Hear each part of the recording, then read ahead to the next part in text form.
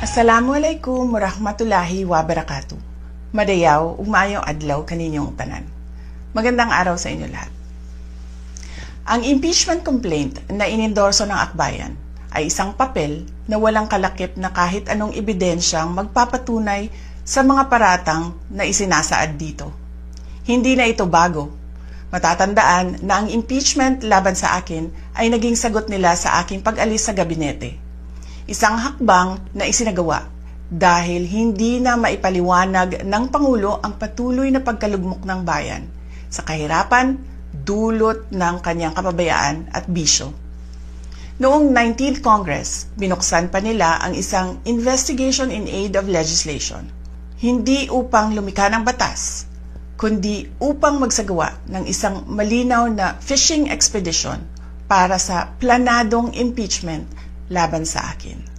Paulit-ulit nilang ibinandera ang isyung Mary Grace Piatos bilang umano'y bahid ng katiwalian. Kahit na sa kabila ng lahat ng investigasyon ay wala silang naipakitang kahit isang direktang paglabag sa paggamit ng confidential funds.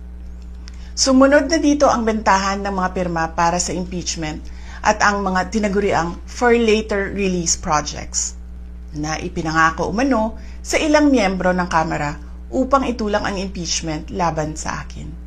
Mga pangyayaring mismong inamin na ng ilang mambabatas sa kanilang mga naging pahayag. Mga kababayan, walang kredibilidad ang akbayan upang mag-endorso o magsumite ng impeachment complaint.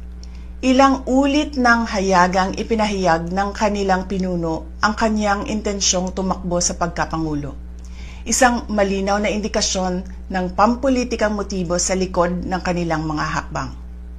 Huwag nating kalimutan ang makasaysayang talumpati noong Agosto 2024 ni Risa Ontiveros, kung saan malinaw niyang inilahad ang tunay na motibo ng akbayan bilang isang grupo. At habang ang anak niya ay may kapangyarihan pa, hindi magiging madali ang ating laban. While VP Sara is in power, the threat of a full-blown Duterte comeback is still a very real and present danger. For one, they are supported by one major superpower, China. Kaya malinaw na lahat ng ito ay isang uri ng harassment at pang-aabuso sa proseso ng impeachment ng grupong akbayan. Hindi malinaw kung ano ang ipinaglalaban nila para sa kaayusan ng bayan, pero napakalinaw ng kanilang pamumulitika at pagpapahirap sa usaping diplomasya ng ating bansa. Sa huli, ang tunay na laban ay hindi lamang laban ng iisang tao o iisang grupo.